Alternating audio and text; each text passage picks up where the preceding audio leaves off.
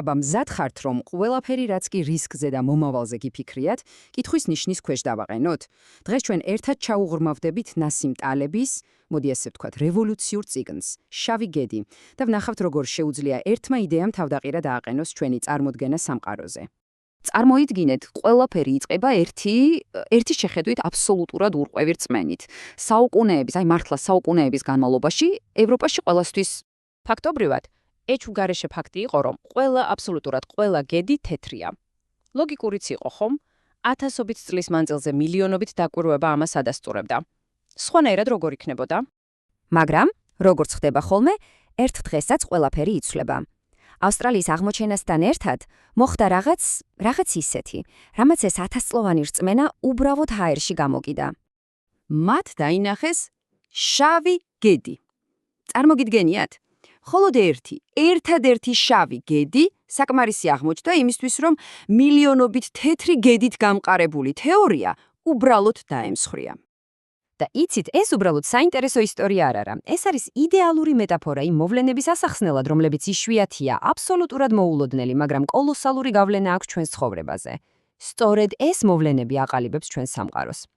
მაშასე, მოდით ჩაუღრმავდეთ, კონკრეტულად რას გულისხმობს ნასიმ ტალები, როცა ამბობს შავი გედი. აი ტალების მიხედვით, იმისთვის, რომ რაღაც მოვლენას შავი გედი დავარქვათ, სამი რამ უნდა ახასიათებდეს. პირველი, ის უნდა იყოს ანომალია. ანუ რაღაც ისეთი, რასაც საერთოდ არ ველოდით, წარსულიდან არანაირი ნიშანი არ ქონდა. მეორე, მას უნდა ქონდეს უზარმაზარი პირდაპირ ექსტრემალური გავლენა. და მესამე, და ეს ძალიან საინტერესოა, მხოლოდ მას შემდეგ, რაც ეს მოვლენა მოხდება, ჩვენ უკან ვიხედებით და ისეთ ლოგიკურ ახსნას უძებნით, თითქოს მისი წინასწარმეტყველება თავიდანვე შეიძლებოდა. ხომ გეცნობათ? და ეს რაღაც აბსტრაქტული თეორია არ გეგონოთ. მოდით რეალურ მაგალითებს შევხედოთ. პირველი მსოფლიო ომის დაწყება, ინტერნეტის გამოგონება, 11 სექტემბრის ტერაქტები, 2008 წლის გლობალური ფინანსური კრიზისი. დაფიქრდით, თითოეული მათგანი კლასიკური შავი გედია. მოვლენები, რომლებმაც ისტორიის კურსი სამუდამოდ შეცვალეს. კარგი, მაგრამ როგორ მუშაობს ეს ყველაფერი?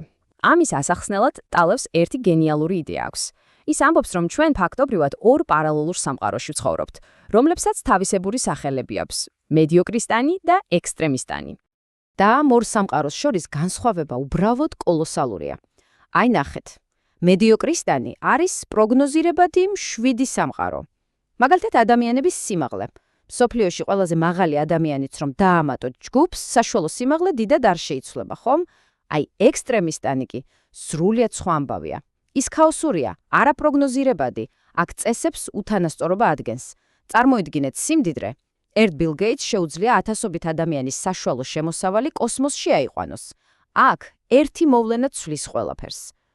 აი, ზუსტად ამას გულისხმობ. შეხედეთ რა ხდება, როცა ერთ მოვლენას ვაკვირდებით. მედიოკრისტანში მისი გავლენა თითქმის შეუმჩნეველია, მაგრამ ექსტრემისტანში იქ ერთი ანომალია, ერთი შავი გედი მთელ სურათს, მთელ სტატისტიკას თავდაყირა აყენებს. და იცით რა არის ყველაზე მთავარი? ტალები ამტკიცებს, რომ ჩვენი თანამედროვე გლობალიზებული სამყარო სულ უფრო და უფრო მეტად გადადის ექსტრემისტანში. და რას ნიშნავს ეს ჩვენთვის? იმას, რომ შავი გედების პირისპირ ბევრად უფრო დაუცველები ვართ, ვიდრე ოდესმე. კარგი, ჩნდება კითხვა. თუ ეს ასია, რატომ ვართ ასე ბრმები? რატომ ვერ ვამჩნევთ ამ მოვლენებს, სანამ უკვე გვიანი არ არის? პასუხი როგორც ხშირად ხდება ჩვენსავე გონებაში, ჩვენსავე ფსიქოლოგიურ ხაფანგებში იმალება. ერთ-ერთი ყველაზე დიდი ასეთი ხაფანგი არის ნარატიული ცდომილება. მარტივად რომ თქვათ, ჩვენს ტვინს გიჟურად უყვარს ისტორიები, ის ვერ იტანს ქაოსს. ამიტომ ვიღებთ წარსულის აბსოლუტურად შემთხვევით მოვლენებს და მათგან ვქმნით ლამაზ ლოგიკურ, A-დან B-მდე ამბავს. და რა შედეგს ვიღებთ? ილუზიას, რომ წარსული სავსებით პროგნოზირებადი იყო, რაც გვაფიქრებინებს, რომ მომავალიც ასეთივე იქნება. სინამდვილეში კი ეს უბრალოდ თავსმოხვეული ამბავია. მოდით ასეთი კითხვა დავსვათ. წარმოიდგინეთ, გაქვთ 1000 დღის მონაცემი, რომელიც ერთსა და იმავეს გიმტკიცებთ. შეიძლება რომ ეს 1000 დღე მცდარი აღმოჩნდეს? ეს კითხვა პირდაპირ მიგვიყვანს ტალების კიდევ ერთ გენიალურ მაგალითთან, ინდაურის ილუზიასთან. მოდით შევხედოთ სამყაროს ინდაურის თვალით. პირველ დღეს მოდის ფერმერი და გემრიელად გაჭმევს. შვენიერია. 500 დღეს შენ უკვე დარწმუნებული ხარ, რომ ეს ფერმერი შენი საუკეთესო მეგობარია, შენი კეთილდღეობის გარანტი. მე-1000 დღეს შენი უსაფრთხოება უკვე სტატისტიკურად დადასტურებული ფაქტია. მაგრამ მოდის 1001 დღე. მადლიერების დღის წინასაღამო და უცებ შენი სამყარო ინგრევა. ხედავთ, ამ ამბის მორალი სასტიკად მარტივია. ექსტრემისტანში, იმ სამყაროში, სადაც ჩვენ ვცხოვრობთ, წარსული გამოცდილება არათუ სანდო, არამედ ხშირად სახიფათო მრჩეველია. ის, რომ რაღაც 1000-ჯერ მოხდა, არაფერს ნიშნავს იმის შესახებ, თუ რა მოხდება 1000-მე-1-ით. კარგი, გასაგებია. პრობლემა დავინახეთ საფრთხეებიც. მაგრამ რა ვქნათ? უბრალოდ შიში ვიცხოვროთ? საბედნიეროდ არა. ტალები ამ პრობლემიდან ძალიან პრაქტიკულ გამოსავალსაც გვთავაზობს. ამას შტანგის სტრატეგია ჰქვია. წარმოიდგინეთ შტანგა. ერთ ბოლოში ძალიან მძიმე დისკია, მეორეშიც, შუაში კი არაფერი. სწორედ ასე მუშაობს ეს სტრატეგია. თქვენი რესურსების, ვთქვათ, ფულის, დაახლოებით 90%-ს დებთ უკიდურესად უსაფრთხო ადგილას, აი ისეთში, როგორიც სახელმწიფო ობლიგაციებია. ხოლო დარჩენილ პატარა 10%-იან ნაწილს მიმართავთ უკიდურესად სარისკო, მაგრამ გიგანტური მოგების პოტენციალის მქონე საქმეებში, მაგალითად, ინოვაციულ სტარტაპებში. და რა ლოგიკაა ამაში? ძალიან მარტივი. ერთი მხრივ თქვენი კაპიტალის ლომის წილი დაცულია ნეგატიური შავი გედებისგან, რაღაც კრიზისისგან, რომელიც ყველაფერს ანადგურებს. მეორე მხრივ კი, თქვენი მცირე ნაწილი ღიაა პოზიტიური შავი გედისთვის, იმ ერთი სტარტაპისთვის, რომელიც 1000-ჯერ გაიზრდება. ხომ ხვდებით? თქვენი წაგება შეზღუდულია იმ 10%-ით, მაგრამ მოგების პოტენციალი ის პრაქტიკულად უსაზღვროა. ანუ, საბოლოო ჯამში, მთელი ფილოსოფია ეს არის. ჩვენი მიზანი არ უნდა იყოს მომავლის გამოცნობა. ეს უბრალოდ შეუძლებელია.